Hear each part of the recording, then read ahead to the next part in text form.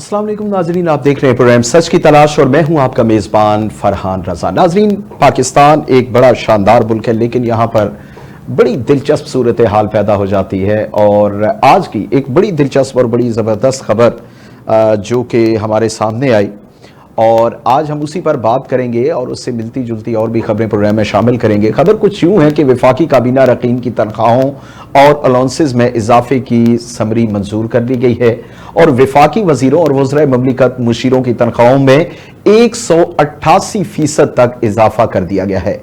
वफाकी वज़रा ने अपनी और वज़राए ममलिकत की तनख्वाहों में इजाफे की समरी को खुद ही मंजूर किया और वफाकी वज़रा और वज़राए ममलिकत के अलाउंसेज और तनख्वाहों में 175 में तरमीम की गई और नए बिल की मंजूरी के बाद वफाकी वज़रा और वज़राए ममलिकत और मुशीरों की तनख्वाह 5,19,000 तक हो चुकी है। इससे पहले वफाकी वजीर की तनख्वाह 2 लाख और वजीर ममलिकत की 1,80,000 तनख्वाह होती थी, जबकि उसके बाद उनकी ज़रूरतों को मद्देनज़र रखते हुए तनख्वाहों में इजाफा किया गया। वफाकी वजीर की तनख्वाह में 159%, जबकि वजीर ममलिकत और मुशीर जो मुशीरान हैं वजीर आज़म साहब की, उनकी तनख्वाहों में भी 188% तक इजाफा किया गया है। नाजरीन, कोई भी हुकूमत जब बरसरे इक़्तिदार आने वाली होती है तो उसका पहला पाकिस्तान में जो मंशूर में ये चीज़ शामिल होती है और उनके बयानात सामने आते हैं कि हमने कफ़ायत शुआरी पर जो है वो तवज्जो देनी है, हम कफ़ायत शुआरी की तरफ जाएंगे और जो हमारे एक्स्ट्रा और हमारे जो गैर ज़रूरी अखराजात हैं उन्हें कम करेंगे। लेकिन ये बात सिर्फ बयानात तक रहती है और उसके बाद फिर वही सूरत हाल सामने आती है जो आप और हम सब अब देख रहे हैं। आज के प्रोग्राम में इस पर बात करेंगे और कुछ पाकिस्तान के जो मौजूदा सियासी अदम इस्तेहकाम, दहशत गर्दी के हवाले से जो मसाइल सर उठा रहे हैं उस पर भी बातचीत की जाएगी। हमारे साथ प्रोग्राम में मौजूद हैं अली बुखारी साहब, पाकिस्तान तहरीक इंसाफ से इनका ताल्लुक, शाहिदा रहमानी साहबा सीनियर रहनुमा पाकिस्तान पीपल्स पार्टी से इनका ताल्लुक है, और रोहेल असगर साहब भी हमारे साथ मौजूद होंगे, सीनियर रहनुमा पाकिस्तान मुस्लिम लीग नून से। गुफ्तगू का आगाज करते हैं सबसे पहले अली बुखारी साहब से। अली बुखारी साहब, दीगर जो दूसरे हमारे मौज़ूआत हैं उस पर भी हम बात करेंगे, लेकिन आज बड़ी ये ज़बरदस्त खबर सामने आई। पहले हुकूमत ने कहा कि हम वज़रा की तादाद, अरकान असम्बली की तादाद कम रखेंगे, लेकिन उसके बाद फिर उन तादाद को भी उसको भी बढ़ाया गया और 50 से ऊपर तादाद कर दी गई और उसके साथ फिर अब उनकी ज़रूरतों को सामने रखते हुए कि ये ज़्यादा ज़रूरतमंद हैं, तनख्वाहों में 188% तक इजाफा कर दिया गया। क्या कहेंगे सर? बिस्मिल्लाहिर्रहमानिर्रहीम, अल्लाहुम्मा सल्ली अला मुहम्मदिन व आले मोहम्मद। यार फरहान, बात यह है कि बहुत बड़ा जुल्म है इस कौम के साथ, इस मुल्क के साथ, गरीब अवाम के साथ। एक तरफ तो हम IMF से पैसे मांग रहे हैं, भीख मांग रहे हैं, जो हमारी नेसेसिटी ऑफ लाइफ है, जिसको हम कहते हैं जिंदगी गुजारने के लिए जो हमारी सहूलियात, बुनियादी सहूलियात जिनके बगैर हम रह नहीं सकते, जिसमें खाने की खुर्दो नोश की सामान है, जिसके अंदर हमारा इलेक्ट्रिसिटी, गैस और ये चीज़ें शामिल हैं, इनकी जो कीमतें हैं वो आसमान के साथ बातें कर रही हैं। पर ऑन द अदर साइड जो हमारे पार्लियामेंटेरियंस हैं, जो मैं सो कॉल्ड पार्लियामेंटेरियंस कहूँगा ना, और उन्होंने तनख्वाहें बढ़ाई हैं हुकूमत ने। सो इनके तो बात में खुली तजाद है। इसको मैं कहूँ अगर बड़े आसान अल्फाज में तो मुनाफिकत की इंतहा है ये one side or the other side. तो इनको तो एक साइड पे ये कहते हैं कि हम अपनी जरूरियात कम करेंगे, अखराजात कम करेंगे, ऑन द अदर साइड ये अपने जाती अखराजात बढ़ा रहे हैं। और कोई इतना गरीब गुरबा नहीं है, मैं कहूँ जी शहबाज शरीफ बहुत गरीब आदमी है या बाकी लोग भी बहुत गरीब आदमी है, बिल्कुल भी नहीं जी। सारे सारे क्या गरीब आदमी पार्लियामेंट तक पहुंच भी सकता है? हमारा जो सिस्टम है, जो सोसाइटी है, जो मुआशरा है, उसके अकॉर्डिंग एक गरीब आदमी क्या पार्लियामेंट तक पहुंच सकता है? करोड़ों रुपए लगाकर इलेक्शन लड़ सकते हैं?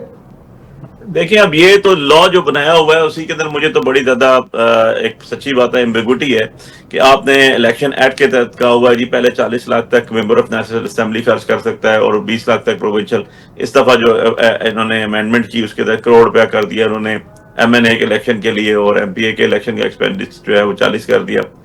मैंने तो खुद इस्लामाबाद से इलेक्शन लड़ा, तो हमें तो पता है कि इलेक्शन के क्या लवाजमात होते हैं, क्या चीज होते हैं। लेकिन अनफॉर्चुनेटली तो ये ना कि जीत के 50-50 हजार वोट से अक्सरियत से जीत के बाहर बैठाया, वो चौथे चौथे नंबर वालों को उठा के अंदर बैठा दिया। तो फरहान, उन लोगों से आप क्या एक्सपेक्ट करते हैं? देखिए, ये चीजें उन लोगों को मैटर करती हैं फरहान जो लोगों को जवाबदेह होते हैं। जो मुल्क को लेके आगे चलते हैं, जो लोगों की रिप्रेजेंटेशन होती है। ये तो लोगों की रिप्रेजेंटेशन है नहीं, इनको पता है कि ये हारे हुए लोग हैं। ये अपने तकरीरों में कहते थे, बाय गॉड आप उठा के देख लो, मेरे मुकाबले में जो शख्स था जिसको जिताया गया चौथे नंबर वाला, वो कहता होता था वोट दो ना दो, अपनी स्पीच में वोट दो ना दो, मैं जीतूंगा। सो ये तो इनका हाल था। अब बात यह है कि इस तरह के लोग आएंगे, इस तरह के जहालत ज़दा लोग आएंगे, इस तरह के फरसूदा निज़ाम की फरसूदा पैदावार आएगी, तो उनसे आप कहें कि हम अच्छाई की तवक्को कर लेंगे, दूध की नहरें बह जाएंगी। फरहान, ऐसे नहीं होता। ऐसा काम करने के लिए सबसे पहले अपने आप को रोल मॉडल बनाना पड़ता है, और मैं आम फहम अल्फाज में कहूँ तो अपना आप मारना पड़ता है पहले। उसके बाद आप लोग आपको फॉलो करते हैं, और उसके बाद लोग कहते हैं कि यार वो खुद ऐसे कर रहा है तो हम भी ऐसे करें। जब हम खुद ऐसे नहीं कर रहे, हम खुद इस चीज के ऊपर अमल नहीं कर रहे, आप औलादों को देख लें, इनके उनके एजुकेशन सिस्टम को देख लें, वो कहाँ पढ़ रहे हैं और गरीब का बच्चा कहाँ पढ़ रहा है। मैं गरीब को भी छोड़ देता हूँ, मैं मिडिल क्लास पाकिस्तानी की बात करता अब हूँ, तो जो उसके लिए भी बड़ी मुश्किल हो गई है। बिल्कुल सही कह रहे हैं, बड़ी मुश्किल हो गई है। ठीक है ना? शाहिदा रहमानी साहब की तरफ मैं जाऊंगा। शाहिदा रहमानी साहबा, एक बड़ा जबान ज़द-ए-आम जे जुमला कहा जाता है वज़रा की तरफ से और जो अरकान असेंबली है कि हम तो बगैर तनख्वाहों के काम कर रहे हैं। अगर वो बगैर तनख्वाहों के काम कर रहे हैं तो ये 188% तक इजाफा फिर किन की तनख्वाहों में किया गया है? वो कौन सी ऐसी मखलूक है जो नजर नहीं आती और तनख्वाहों में इजाफा भी कर लिया गया, फौरी तौर पर समरी भी मंजूर कर ली गई। आप तो इलाइस हैं, गवर्नमेंट के साथ बैठे हुए हैं, और इसमें तो और भी बड़ी दिलचस्प सूरत हाल है। कहा गया कि ये पहले बिल में ये चीज मौजूद नहीं थी, लेकिन एंड टाइम पे फिर वजीर आजम साहब को भी पता नहीं था और ये बाद में फिर शामिल कर ली गई। तो ये भी खबर सामने आई है। शाहिदा रहमानी साहबा, हाँ, आवाज आ रही है मेरी? जी शाहिदा रहमानी साहबा, आवाज आ रही है आपको?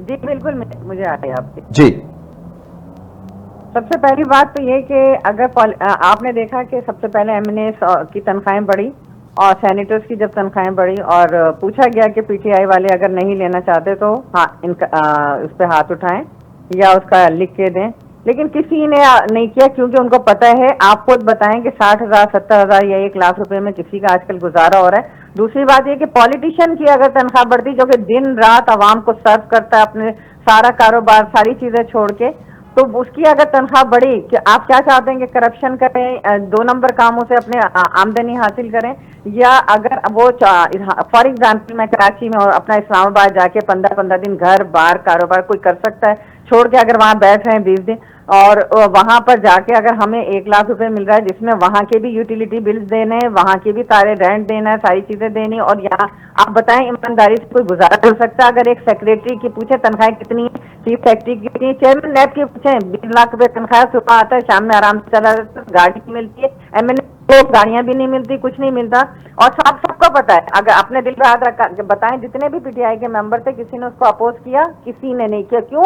क्योंकि 1 लाख रुपए में गुजारा करना बहुत मुश्किल होता है। 2 लाख रुपए महंगाई अगर बढ़ी है तो सबके लिए बढ़ी है, हमारे लिए भी बढ़ी है। यहाँ तो 24 घंटे आवाम से राब्ते के लिए लोगों का आना जाना हर चीज देखनी पड़ती है। तो यूटिलिटी बिल्स बढ़ रहे हैं या महंगाई बढ़ रही है, तो उससे सब इफेक्ट हो रहे हैं। अगर एक चीज आप खुद देखें कि एक सेक्रेटरी जो कि नेक्स्ट असेंबली को उठा के देख लें, उनकी तनख्वाहों के बराबर किया। अभी तो आप जजेस की देखें, दीगर इदारों के चेयरमैन की देखें, किसी की 25 लाख, किसी की 30 लाख, किसी की कभी आपने प्रोग्राम नहीं किया होगा। लेकिन अगर पॉलिटिशियन की तनख्वाह बढ़ती है तो आप लोग बड़े उसको हाईलाइट करके कहते हैं जी 185। आप खुद बता रहे हैं ना, आप बताएं कि 1 लाख 1.5 लाख रुपए में अगर एक मिनिस्टर को तनख्वाह मिल रही है 1,80,000 या 2 लाख, उसमें किस तरह से उसका गुजारा? अच्छा शाहिदा रहमानी साहब, मैं यहाँ पे आपको थोड़ी सी कुछ चीजें क्लियर कर दूं। पहली चीज तो ये है, देखें कि तनख्वाह बढ़ाना ठीक है, मैंडेट होता है, अकॉर्डिंग टू लॉ है, तनख्वाह बढ़ गई, ठीक है। लेकिन जो ये दावा किया जाता है कि हम आवाम की खिदमत के लिए आए हैं, हम तो अपने आप को मार कर और हम तो तनख्वाहें नहीं ले रहे। आपसे सवाल भी मेरा यही था कि हम तनख्वाहें नहीं ले रहे, हम बगैर तनख्वाहों के काम कर रहे हैं। तो वो मखलूक फिर कौन सी है जो बगैर तनख्वाहों के काम कर रही है? और दूसरा, जितना मेरी जितनी नॉलेज है, एमएनए या एमपीएस को बाकायदा वो फैसिलिटीज दी जाती हैं।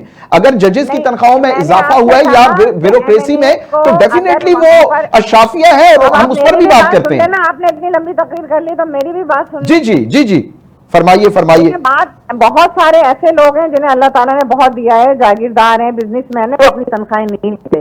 चेयरमैन बिलावल भुट्टो जरदारी साहब हों, आसफा भुट्टो जरदारी साहब हों, सदर आसिफ जरदारी साहब, कभी उन्होंने एक पैसे की तनख्वाह नहीं ली। इस तरह बहुत सारे एमएनए रहते हैं जो अपनी तनख्वाह फैसिलिटीज नहीं लेते जिन्हें अल्लाह ने दिया। यहाँ पे अगर गरीब वर्कर जो ग्रास रूट पे काम करते हुए पहुंच जाए, जिनका कोई इनकम नहीं है, कोई सहारा नहीं, बहुत से ऐसे भी लोग हैं, हर सबको एक उसमें नहीं रखा जाता, तो बहुत से लोग वॉलंटियर काम कर रहे होते हैं, लेकिन बहुत से ऐसे हैं जिनका घर इसी पे गुजर बसर कर रही होती है। तो नंबर 1 ये है कि जो वॉलंटियर कर रहे हैं उनको भी सलाम पेश करते हैं कि वो दिन रात लगे। और रबानी साहबा, जितनी आप कसम पुरसी पेश कर रही है किसी एमएनए या एमपीए की, क्या हमारे सिस्टम में कोई ऐसा बंदा जो कि मिडिल क्लास से हो, वो इस सिस्टम से गुजरकर असेंबली तक पहुंच सकता है? अगर कोई रेयर केसेस हो तो होंगे, रेयर केसेस होंगे, एक नहीं, बहुत सारे ऐसे केसेस हैं। आप पीपल्स पार्टी ने अलमास बलोच को बैठाया, कुमारी को बैठाया। रबानी साहबा, एक्सेप्शंस आर ऑलवेज देयर। हम जनरली बात कर रहे हैं, जनरली ऐसा कोई नहीं होता। जनरली बात कर रही हूँ कि अगर हम एक में सबको देखें तो बात ये गलत है। बहुत सारे लोग जो साहिब हैसियत है अपनी तनख्वाहें फैसिलिटीज नहीं लेते, वो आवाम पे खर्च करते हैं। हम तो फिर थोड़ा सा आवाम का भी तो ख्याल करें ना, जो महंगाई की हालत देखे कहां पर पहुंची है, गरीब आदमी का क्या बन रहा है? अगर 5 लाख से भी आप लोगों का गुजारा नहीं हो रहा, तो एक आम इंसान या आम आदमी वो क्या करेगा? ये भी तो सोचने की बात। हमने तो ये कहा था कि जजेस हो, सेक्रेटरीज हो, कोई भी हो, अशराफिया कोई भी हो, अभी जजेस की तनख्वाहों में जो इजाफा हुआ उस पर भी हमने प्रोग्राम, मैंने खुद अपने प्रोग्राम में बात की थी। हमने भी यही बात की थी कि उनकी तनख्वाहें हमारे बराबर कर दी जाए, जिस तरह हम गुजारा कर रहे हैं। हमें ना तो कोई फैसिलिटीज मिलती है, ना गाड़ी मिलती है, ना घर मिलता है। जो अपार्टमेंट मिलता है उसका भी हम किराया देते हैं। अगर यूटिलिटी भी जो एक परसेप्शन है ना कि शायद हमें सब कुछ, या पार्लियामेंट हाउस में फ्री का खाना मिल रहा है, 2 रुपए की रोटी मिल रही है, जरा आए तो सही, आप देखें तो सही, यहाँ पर एक एंकर की कितनी तनख्वाहें हैं, आप लोग साथियों की कितनी तनख्वाहें सोच, उसके अंदर हम वहाँ की यूटिलिटी बिल देते हैं, अपने घर के भी देते हैं, वहाँ से भी पेट्रोल, गाड़ी, सारा खर्चा खुद उठाते हैं। यहाँ पर भी, वहाँ पे भी हम करीम या ओबर करते हैं। ऐसे नहीं कि हमारे पास गाड़ियाँ दी हुई हैं गवर्नमेंट ने और हम उस पर, हाँ मिनिस्टर्स को मिलती है, बाकी किसी एमएनएस को नहीं मिलती। दुनिया में एमएनएस को ऑफिस मिलते हैं और उनको फैक्ट्रीज मिलते हैं, हमें कोई ऐसी फैसिलिटीज नहीं जो चले। मैं बुखारी साहब से पूछता हूं कि क्यों इन्हें फैसिलिटीज नहीं मिली। अच्छा बुखारी साहब, एक तो पहले ये बताइए कि आप असेंबली में मौजूद थे, अभी शाहिदा रहमानी साहब ने बड़ी अहम बात की कि जब पूछा गया कि आप लोग तनख्वाहें लेंगे या नहीं लेंगे, या इजाफा मंजूर है या नहीं, तो कोई आपका एमपीए एमएनए जो है वो उसने इस चीज को नहीं उठाया और उन्होंने कहा जी कि हमें भी चाहिए। दूसरी जानिब आप अभी बात कर रहे हैं, तो ये थोड़ा सा एक डुअल फेसेस वाली सिचुएशन या बात नहीं होगी? फरहान, ऐसे नहीं है। मैं थोड़ा सा आपको प्रॉपर्ली एक्सप्लेन करता हूँ जी। देखें, बात यह है कि या होता है या नहीं होता। ये नहीं हो सकता कि पिक एंड चूज आ जाए। मुझे जरा अभी हमारी बहन है ये कह रही थी कि बिलावल साहब ने लिए नहीं लिए, जरा बता दें मुझे, मैं रिकॉर्ड निकाल के दे दूंगा असेंबली से कि बिलावल साहब के अकाउंट में जाते हैं या नहीं जाते हैं, ठीक है, या उनकी बहन के अकाउंट में जाते हैं या नहीं जाते हैं। नंबर 1 मैं आपको बताऊं तो इस तरह बिल्कुल मिसलीड नहीं करना चाहिए। बात यह है कि जो रिफ्यूजल करते हैं, मैं अब अर्ज कर दूं, एक बड़े अदब के साथ गुजारिश है कि जब आप ऑनरेरियम भी नहीं लेते ना, तो आप रिटर्न लिख के देते हैं कि हमें ऑनरेरियम नहीं चाहिए, जो ऑनरेरियम जिसका कोई किसी के साथ ताल्लुक नहीं होता। दूसरी चीज ये है, फरहान के प्रोविंशियल असेंबली पंजाब का भी आपको याद होगा कि 500% उसकी भी सैलरीज बढ़ाई गई थी, और इन्होंने मुआवजा कर दिया अपना ब्यूरोक्रेसी के साथ और जुडिशरी के साथ। भाई वो 60 साल तक सर्व करते हैं, 60 साल तक, और वो सिविल सर्वेंट की डेफिनेशन में आते हैं। बिल्कुल, ये सिविल सर्वेंट की डेफिनेशन में नहीं आते, ये पार्लियामेंटेरियंस हैं। पार्लियामेंटेरियंस, हम तो इस्लामाबाद रहते हैं ना, हमारा तो हल्का है, हमें तो पता है कि इनको फोन भी फेडरल लॉजेस में मिला होते हैं, इनको गाड़ियां मिली होती हैं, इनको बंदे भी मिले होते हैं। क्या किराया दे रहे हैं फेडरल लॉजेस में? इस्लामाबाद में एक अपार्टमेंट का किराया कम से कम 10 लाख रुपया है। इस्लामाबाद में एक अपार्टमेंट का किराया 10 लाख में। ये G5 में रहते हैं, डिप्लोमेटिक रेड जोन में रहते हैं, और इनका किराया कितना है? 0। मतलब उसके मुकाबले में तो ना होने के बराबर है। फोन फैसिलिटी, ये जो सेशन लगता है, जो कराची से आते हैं या लंडी कोतल से आते हैं, तो इनको टीए मिलते हैं उसके, ये कोई पास से सफर करके नहीं आते, उसके लिए उसके रूल्स मौजूद हैं, उसके जो आपके नेशनल असेंबली रूल्स हैं 2007 वो मौजूद हैं, इसके अंदर सेनेट रूल्स 2011 वो मौजूद हैं। सो बात यह है कि ये तो तरीकाकार ही गलत है ना। हाँ, जो आपने हमारे से रिलेटेड क्वेश्चन किए उसके अंदर ये होना चाहिए कि जो नहीं लेता वो लिख के देता है कि जी we don't want it. But ये नहीं हो सकता कि आप कहें कि जी आधे ले लें और आधे ना लें। आप या तो एक यूनानिमस पास किया बिल, आपने बिल में आपको डालना ही नहीं चाहिए। अगर डाला तो आप कहें ओहो ये पीटीआई क्या, ये मत हम ले लेंगे, ऐसे नहीं होता असेंबलीज के अंदर ना। ये लेजिस्लेटर बॉडी है, आपको ये करने से पहले देखना चाहिए था, इसके ऊपर डिबेट होनी चाहिए थी, इसको पहले टेबल करना चाहिए था और एजेंडे में डालना चाहिए था, उसके बाद इस पे डिबेट। अच्छा, खबर तो ये बुखारी साहब ये खबर भी थी कि इस पे बड़ी बहस हुई और ये एजेंडे में शामिल नहीं था, ये एजेंडे में शामिल नहीं था और सियासी में डाला गया। यही मैं कह रहा हूं कि एजेंडे में इसलिए डाला जाता है फरहान, जैसे अभी हम आर्गूमेंट्स कर रहे हैं हम इसके फॉर एंड अगेंस्ट आर्गुमेंट्स कर रहे हैं। ये चीज असेंबली के फ्लोर पे होती है और वहां पर पता चलता अच्छा ठीक है जी इसको करना चाहिए, इसको नहीं करना चाहिए। यार ये तो कोई तरीका कर नहीं है ना। इसका तो मतलब है कि जहां जिसका दिल करेगा कल अपने लिए डाल के चला जाएगा आगे।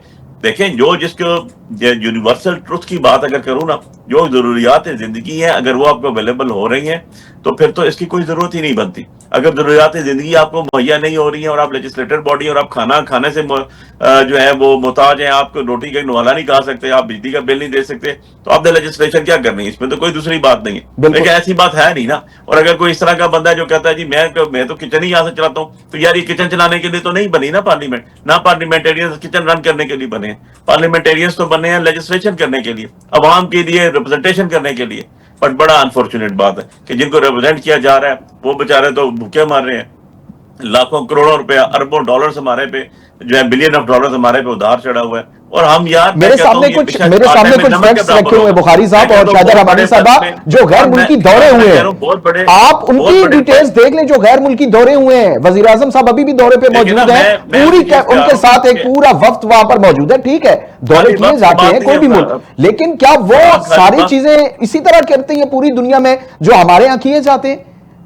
खाली फरहान वफ्त की बात नहीं है, खाली मैं वफ्त से आगे चला जाता हूँ। जिस होटल में प्राइम मिनिस्टर जाके स्टेट्स में रहा यार, उस होटल का वन नाइट किराया $15,000 है यार, फॉर गॉड सेक $50,000। वहां पर उन्होंने कहा रहे यार इस तरह होता है आपके मैसेज आप जाए ना यार। देखें आपने जब मुल्क इस पोजीशन में है कि आप भीख मांग के गुजारा कर रहे हैं, आप जगह जगह मांग रहे हैं, तो आप पे पहला फर्ज है यार, मैं कहता हूँ कोई जितना ज्यादा फर्क ना पड़े, आटे में नमक के बराबर भी ना हो, लेकिन यार शुरू तो करो। बंदा है खुदा, ₹1 भी अगर आप बचाते हो तो आपको आपके मुल्क को हमको फायदा नहीं है क्या? हमारे साथ मुल्क इंडिया के लोग जाते हैं, उनके यार कई जो पॉलिटिशियंस है मरे, उनकी प्रॉपर्टी को नहीं निकली, उनके घरों के अंदर से उनके कपड़े 1, 2 से 3 से जोड़ा नहीं निकले यार। क्या कौन सी दुनिया में? ये हमारे साथ लेफ्ट की मैंने मिसाल दी आपको, वेस्ट की, ईस्ट की। मैं वेस्ट पे चला जाता हूँ, मैं साउथ पे चला जाता हूँ, मैं ईरान की आप एग्जांपल देखें, इवन अफगानिस्तान की एग्जांपल देख लें यार, चाइना की एग्जांपल देख लें, हमारे नेबरहुड है ना, 4 मुल्क हमारे साथ है। इस तरह की कहीं मिसाल आपको मिलती है? कहीं भी नहीं मिलती। अच्छा शाहिदा साहबा ये बात तो है, ठीक है, जरूरियाती जिंदगी सबकी है, जरूरत होती है, बिल्कुल सही बात है। लेकिन मैं तो इतना जानता हूं कि जब हमारे नायब वजीर आजम और वजीर खजाना इस वक्त इसहाक डार साहब जब वापस आए, उन पे केसेस खत्म हुए, तो उन्होंने बाकायदा वो अमाउंट जब उन्हें डिस्क्वालीफाई किया गया था, वो बाहर चले गए थे, तो उसके बाद वो वापस आए तो वो सारी उन्होंने बाकायदा तनख्वाहें वसूल की हैं। क्या ऐसा है या नहीं है? बिल्कुल याद होगा आपको 4 महीने धले दिए गए थे, तो उसकी भी सारी तनख्वाहें पर्स एंड प्रिविलेज के साथ इमरान खान समेत उनके 35 जो अरकान थे उन्होंने भी वसूल की थी। और जब इनकी गवर्नमेंट आई तो ये जो सादगी अपनाने के लिए आए थे ना, ये जो सादगी अपनाने दिखा रहे थे कि प्राइम मिनिस्टर हाउस को यूनिवर्सिटी बना रहे थे और गवर्नर हाउस और सारी चीजें खोल रहे थे, फिर आपने देखा कि कैसे दौरे हुए थे। पूरी कैबिनेट जो है ना, पूरी कैबिनेट उम्रा करने जाती थी, हज करने जाते थे, पूरी कौम ने देखा। तो ये सादगी का दर्श उनको दें जिन्होंने किया हो कुछ इम्प्लीमेंट, इनको भी मिला था। कोई भी हो, लेकिन क्या आप ये कहेंगी कि ये बात नहीं, कभी जैसे रमजान है इसमें हर कोई उम्रा करना चाहता है, सरकारी उम्रों की आप डिटेल्स देखें, मेरे पास डिटेल्स मौजूद है कि सरकारी, आप खुद बात कर लिया जी बात करें, आप बात करें। जब आपको याद होगा चेयरमैन बिलावल भुट्टो जरदारी साहब फॉरेन मिनिस्टर बने, उन्होंने जितने भी दौरे किए रिकॉर्ड निकाल के देखें कि उन्होंने अपनी पॉकेट से किया, उन्होंने दिखाया, पब्लिक में प्रेस कॉन्फ्रेंस करके बताया कि मैंने ये सारी चीजें अपनी पॉकेट से की। इसी तरह उन्होंने लिख दिया हुआ, और अभी भी आसफा बीबी ने लिख के दिया हुआ है, सैयद आसिफ अली जरदारी साहब ने लिख के दिया है। शाहिदा रहमानी साहब मेरे पास डिटेल मौजूद है, उसमें बिलावल भुट्टो साहब ने सरकारी दौरे किए हैं, हमें सैलरी सारे के सारे दौरे बिलावल भुट्टो ने सरकारी मीडिया को पेश की थी, उन्होंने मीडिया को पेश की थी। मैं चैलेंज करती हूँ, आप लेकर आए। मैं वहाँ उन्होंने खुद मीडिया के अंदर दिखाया था कि मैं सारे उन्होंने गलत डॉक्यूमेंट दिखा दिए, फेक डॉक्यूमेंट दिखाया, उनको फॉर्मेलिटी होनी चाहिए, एफआईआर होनी चाहिए। तो आपकी हमेशा से आदत रही है कि आप करें तो सही है, बाकी सारे गलत दिखाते हैं। फॉरेन ऑफिस कह रहा है स्टेट फॉरेन ऑफिस पाकिस्तान को, जब वो कहता है जाके देखे फॉरेन मिनिस्टर सरकारी दौरों पे क्या। देखिए एज अ फॉरेन मिनिस्टर उन्होंने जो दौरे किए वो सरकारी दौरे थे, शाहिदा साहब वो सरकारी दौरे थे, मेरे पास डिटेल्स मौजूद है। उन्होंने हमेशा जो है वो सरकारी पैसों पे दौरे किए। एक बीवी 2 शौहर को लेके और पूरी कैबिनेट को लेके जा रही होती थी उम्रा करने। चले यहाँ ब्रेक का वक्त हुआ है हमारे साथ। नाज़रीन बात यह है कि अगर वो सरकारी दौरे करते भी हैं और सरकारी दौरों पे जो खर्च अखराजात आते हैं डेफिनेटली वो सरकार की तरफ से होते हैं, लेकिन वो कहते हैं excess of everything is a bad, जरूरत से ज्यादा तो हर चीज जो है वो फिर आपको पता है हार्मफुल ही बन जाती है। तो इस वजह से जो इस कौम की हालत है, जो इस मुल्क की कंडीशन है, वहां पर इन सारी चीजों पे तवज्जो देनी चाहिए कि तनख्वाहों में इजाफा हो रहा है, सरकारी दौरे हो रहे हैं, उम्रे हो रहे हैं, तो ये किस पर बोझ डाल रहा है? ये कहां से, ये टैक्स का पैसा कहां से आ रहा है? गरीब आवाम की जेब से आ रहा है। तो हमारे साथ अली बुखारी, शाहिदा रहमानी साहिबा मौजूद थी, आप दोनों का बहुत शुक्रिया। नाज़रीन, इसी पर हम बात करेंगे। हमारे साथ मौजूद होंगे रोहेल असगर साहब, पाकिस्तान मुस्लिम लीग नून से, हमारे साथ रहिएगा। Take a break.